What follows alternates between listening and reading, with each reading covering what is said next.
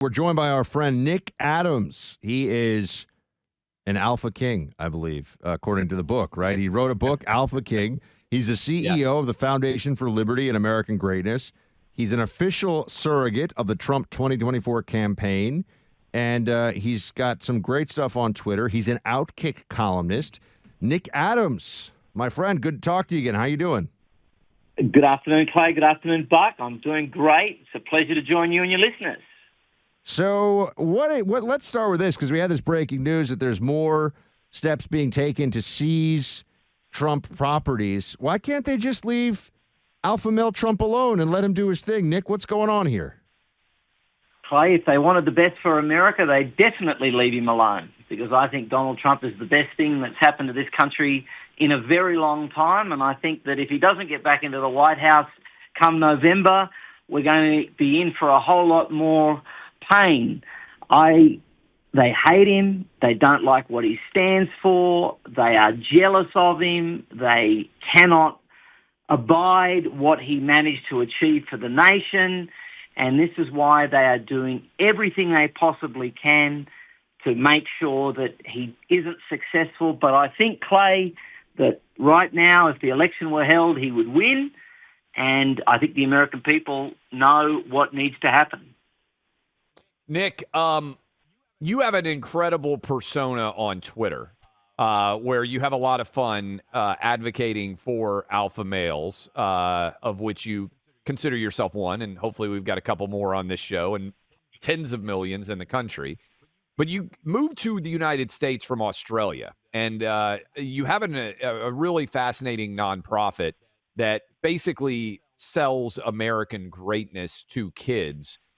What do you think about America coming from Australia, a place now that has a National Sorry Day where they apologize to anybody that's offended for anything? I didn't know this was actually a thing. And what sort of warning signs do you see in Australia that you hope America never ends up embracing? What does American exceptionalism mean to you as a guy who grew up in Australia? I've always believed that the United States of America, gentlemen, is the greatest country in the history of the world. I've always loved the Constitution, the Declaration of Independence, the Federalist Papers. I think that what's good for America is good for the world. When America is strong, the world is strong. When America is weak, the world is a weak and dangerous place. And you don't have to take my word for that. We're living that right now. I am terrified that this country will turn out like the country Australia I felt I had to leave. It's very personal to me. I chose to come to the United States to make, not take, to give, not receive, to join the place, not complain about it or change it. And when I see people in the United States not even aware of what they have, it is just such a disappointing and tragic thing. And the only way we're going to keep the grand American experiment alive, the only way this is going to remain that shining beacon for the entire world, is if we make sure that everybody loves America and understands what it means to be an American. And we haven't done a very good job of that over the last couple of generations, which is why the day that I immigrated to the United States, I did set up this nonprofit that you alluded to, Clay, FLAG, the Foundation for Liberty and American Greatness, flagusa.org, making sure that K-12 students learn about the Constitution, are taught civics, have an idea of what the visions of our founding fathers were, and can see how much we have strayed from that. They get the recipe that makes America the pinnacle nation on this earth. And that's why we created the world's first kid-friendly Constitution, Declaration of Independence, Federalist Papers. We now have more than 1.7 million public school students that use our resources. We've got over 12,500 teachers that use our teacher curriculum guide. And you can get all of those resources, flagusa.org/shop. That's flagusa.org/shop. It's really good. We've got parent and grandparent guides. We've got teacher guides, the student resources. We're making a big difference. We're having a tremendous impact. We were very grateful to have you come and speak at our most recent annual gala. Clay, you were a hit. And yes, you are an alpha male. And yes, Buck is too. I give you the official designation. on this day. We appreciate that, Nick. Thank you very much. Regardless of how fast or slow either of us may drive in vehicles, safety first, Clay. And Nick, I'm wondering, there's been more substantial pushback against the extreme wokeness agenda in this country in the last few years than I think we had really ever previously seen with things like the Bud Light backlash against brands and against what's going on in schools, indoctrination, the books. Is that happening in Australia too? Is there a counter revolution against the kangaroo communists, or what's going on down there?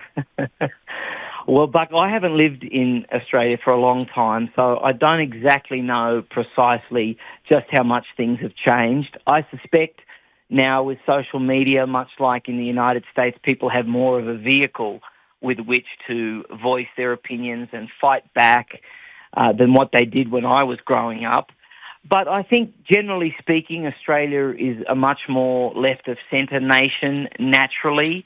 And so I still kind of want to believe that America is a centre-right country, which is why I think that some of this pushback with Bud Light and others has been more feasible in this nation than it would be an equivalent in Australia. But I do think overall the whole world is kind of waking up and is just sick of this political correctness and this wokeism and this cancel culture, these bullies that try and intimidate us into silence and want to cancel us. I think people want to be individuals. I think freedom is something that is inherent in everybody. And you talk about kangaroos. I mean, these kangaroo courts here and what they're putting President Trump through would make the Soviet planners in Australia blush, Buck. Your social media persona, Nick, is incredibly entertaining, and I would encourage everybody out there to go follow it. How did you come up with the idea to cut through the noise and basically drive people insane on the left? And how many of them still treat you and everything that you tweet as if there is no hyperbole, there is no parody, there is no context at all involved? How many people take you dead serious, and how is humor important to cut through the noise? Clay, I think one of the things that we don't do well as a conservative world, so to speak, is humour. I think we need a lot more of it. One of Saul Alinsky's rules is to use humour, is to use ridicule. And I've tried, through my social media, to really be a voice for young men in this country. There's never been a more difficult time to be a male, I believe, in the United States of America, or for that fact, anywhere in the world. And the statistics bear that out. There are more young men dropping out of high school than ever before. There are less young men applying for college than ever before. The military is struggling to recruit the numbers that they need. And just in general, I mean, we see stories every day of young men leaving the United States to go and find love in other countries. They're known as the passport bros. Confidence is at an all-time low, exacerbated, of course, by the fact that all communication is now on the phone. So, you used to actually have to have a little bit of gumption, a little bit of courage to go across the room to speak to the girl that you liked and ask her if she wanted to have a cup of coffee. And now it's all done on text. And all of this has kind of led to a crisis of confidence in men. And so I've tried to use my online accounts, my social media, to really make young men feel like they can laugh again, give them the confidence that they need to live out their best lives, become the best version of themselves. And you guys know as well as me, Gen Z men, who predominantly make up most of my 3 million strong social media audience, they don't take very well to being told what they should do. They kind of need to be humoured and entertained. And so I do a lot of that. But I've got to tell you, I believe every word that I write on my social media, on my Twitter. I want to, I guess the added benefit, the fringe benefit of my social media play is that I do get to upset a lot of people that I don't have a lot of time for. Who is the funniest? What's the funniest exchange you've had? Because some people, from what I've seen, Nick, don't realize that you're playing a character online, and you've had some very you've had some people, prominent celebrities that have taken issue with your alpha maleness. Well, listen, Buck, unfortunately not everybody has the impeccable taste that you and Clay do. And look, I've had lots of people suggest that I'm a Russian spy. Every time I leave the country for vacation, there's people on Twitter tweeting out to ICE and telling them, don't let him back in the country. I've had all kinds of. Did Paige Spiranak tweet at you at one point, if I recall, or am I making that up? No, Buck. Look, she's got the hots for me. And I've told her many times that I'm just not interested, Paige. I appreciate, I'm flattered, but unfortunately, not today. It's not for you. All right, Nick Adams. Really everybody. good-looking blondes, not for you, Nick. You're not into attractive blondes. I love attractive blondes, Clay. Just maybe not Paige Spiranak. There we go. Nick Adams, everybody, CEO of Foundation for Liberty and American Greatness. His book is Alpha Male, and look for his columns on OutKick. Nick, thanks for hanging out with us. Been a pleasure. Clay, you might have heard about this little thing that's happening. March Madness. Let me tell you, it's going on right now. A lot of basketball games, plus there's hockey games, all these things out there. You gave your picks today. Can you just, what are the picks again? Let's just get down to this. I want people to be able to ride your picks to glory. I want people to be able to make some bank here on prize picks. Give me again. What have you got? There are still 5 of them out there. You can still grab all these picks. Michi Johnson, more than 12.5 points. Reed Shepherd, more than 12.5 points. Zakai Ziegler, more than 22.5 points, rebounds, and assists.